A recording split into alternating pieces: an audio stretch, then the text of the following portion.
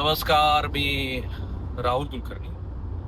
मनोज जरांगे यांच्यासारखा प्रामाणिक माणूस, कुशाग्र बुद्धिमत्तेचा आणि ज्याला अगदी जमीन पातळीवर पासूनच्या राजकारणाची समज कसलेल्या राजकारण्या एवढीच आहे, असा एखादा आंदोलक जेव्हा दबाव गट म्हणून काम करतो तेव्हा सरकारला झुकावंच लागतं. आणि सरकार झुकल्यानंतर मग आपण अनेक वेळेला बघितले की श्री मनोज जरांगे पाटील यांच्यासाठी सरकारनं अनेक मागण्या मान्य केल्या.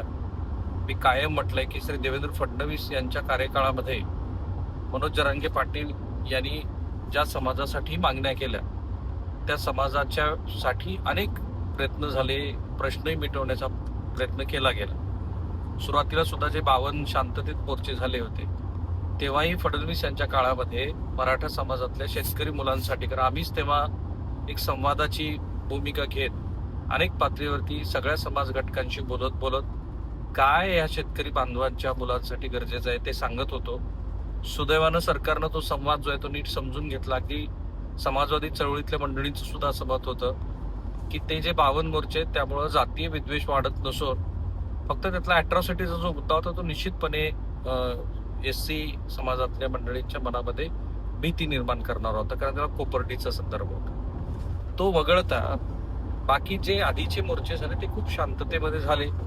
मनोज जरांगे पाटील यांनी सुद्धा आपलं आंदोलन कुठेही हिंसक होणार नाही याची वेळोवेळी दक्षता घेतली.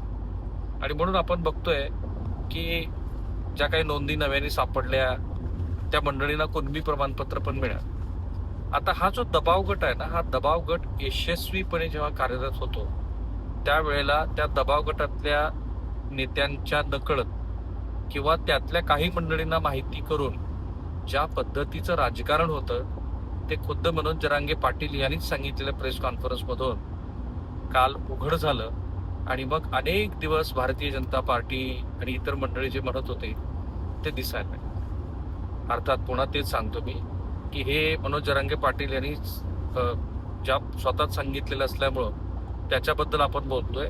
मूळ जो प्रश्न आहे त्याचे वेळोवेळी जेव्हा उकल करण्याची वेळ येईल तेव्हा आपण ते करू. पण दरम्यानच्या काळामध्ये दैनिक दिव्य मराठीनं या संदर्भामध्ये ज्या पद्धतीनं पडताळणी करून जे कुणबी प्रमाणपत्र आहेत ती का रद्द झाली ते समोर आणल्यानंतर हे लक्षात येत आहे की याच्यामध्ये राज्य सरकारचा काहीही संबंध नाही.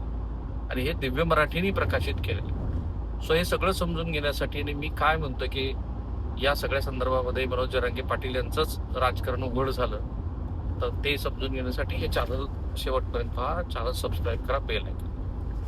मनोज जरांगे पाटील यांचं खूप दिवसानंतर त्यांचा त्रागा मी काल पाहिला. त्यांनी राज्याचे उपमुख्यमंत्री आणि तत्कालीन मुख्यमंत्री ज्यांच्या काळामध्ये अगदी थेट न्यायाधीशाच्या माध्यमातून प्रयत्न केले गेले की मनोज जरांगे पाटील यांच्या समस्येचं निराकरण करावं, त्याच एकनाथ शिंदे यांच्यावरती त्यांनी कठोर टीका केली. एकनाथ शिंदे आणि त्यांची काही सहकारी मंडळी ही आपल्यावरती आपल्या विरोधामध्ये काही माणसं उभा करतायत. मला वाटतं योगेश केदारचा संदर्भ तो असावा. नंतर आम्हीच ती बातमी ब्रेक केली होती की एकनाथ शिंदे यांच्याकडनं लक्ष्मण हाके यांच्यासाठी विचारणा झाली होती. नंदनवनवरती लक्ष्मण हाके दीर्घकाळ बसून राहिलेले होते. याचे सगळे तपशील आम्हाला कळले होते. स्वतः एकनाथ शिंदे यांनी जो घेतलेला पुढाकार हा उदय सामंत यांच्या माध्यमातून मनोज जरांगे पाटील यांच्या कानावरती घातला गेला आणि त्याला त्यांनी नकार दिला, म्हणून ते सगळं राहील. तोच लक्ष्मण हाके यांना भाजपकडनं पण अपेक्षा होती, परंतु भारतीय जनता पार्टीनं त्यांच्या शीर्षस्थ नेत्यांनी मी जर तुम्हाला आता विधान परिषद दिली तर तुमचं राजकारण संपेल असं सांगितल्यामुळं ते मागं पडलं.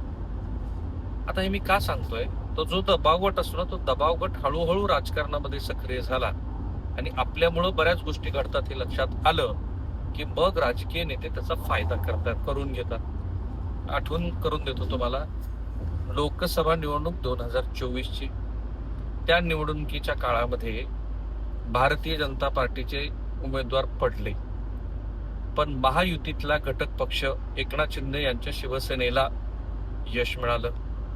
कसं काय यश मिळालं, तर त्याचं मुख्य कारण हे होतं की तेव्हा मनोज जरांगे पाटील यांनी छत्रपती संभाजीनगरची जागा जिंकून आणण्यासाठी, बीडमध्ये पंकजा मुंडे यांचा पराभव करण्यासाठी जालन्यामध्ये रावसाहेब दानवे यांचा पराभव करण्यासाठी वेगवेगळी भूमिका बजावली असे आरोप झाले होते, अगदी सोलापूरपर्यंत. तेव्हा प्रत्येक वेळेला मनोज जरांगे पाटील म्हणाले की मी असं काही केलंच नाही, आमच्या फक्त चावडी बैठका झाल्या होत्या.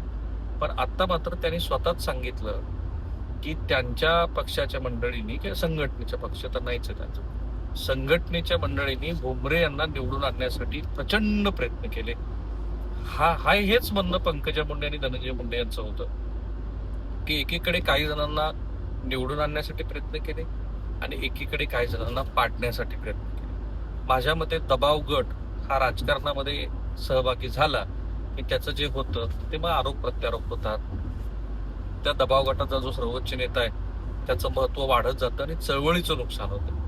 आजही असं दिसतं आहे की श्री मनोज जरांगे पाटील यांनी ज्या पद्धतीनं हे आंदोलन हातात घेतलं, मराठवाड्यातल्या महाराष्ट्रातल्या तरुण मुलांनी त्यांना साथ दिली, का त्यांना त्याची गरज होती.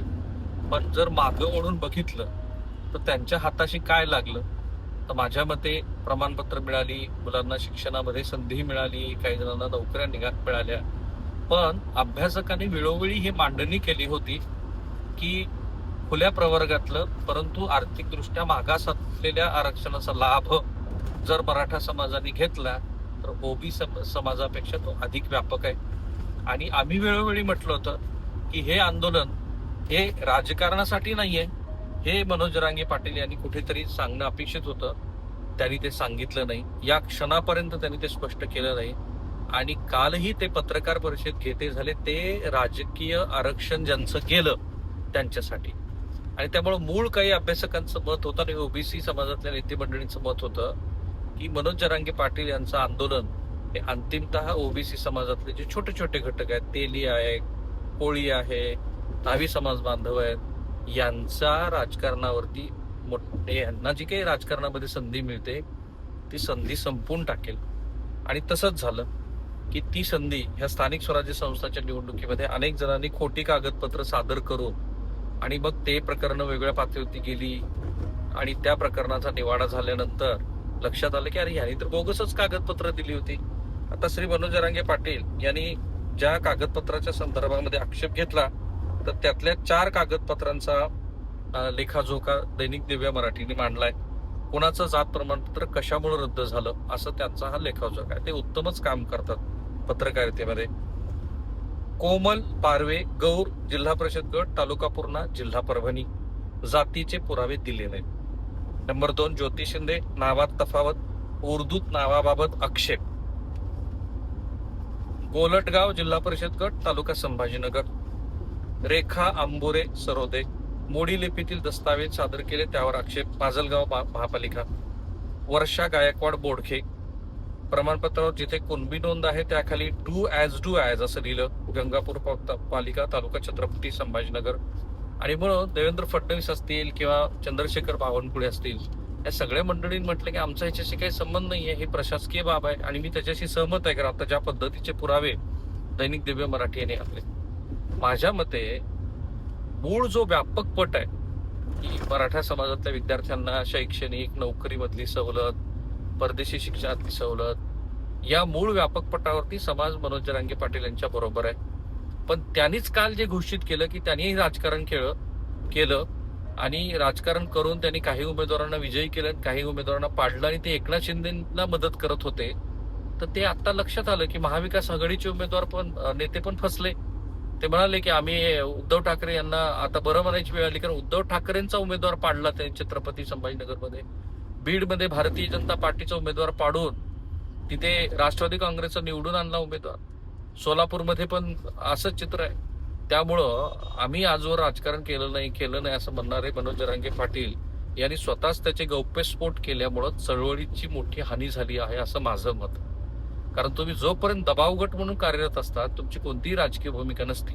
समजा मनोज जरांगे पाटील यांनी उघड राजकीय भूमिका घेतली असती आणि विधान परिषदेला त्यांनी उमेदवारी जी द्यायचं ठरलं होतं ती दिली असती तर कदाचित चित्र आणखीन वेगळं राहिलं असतं.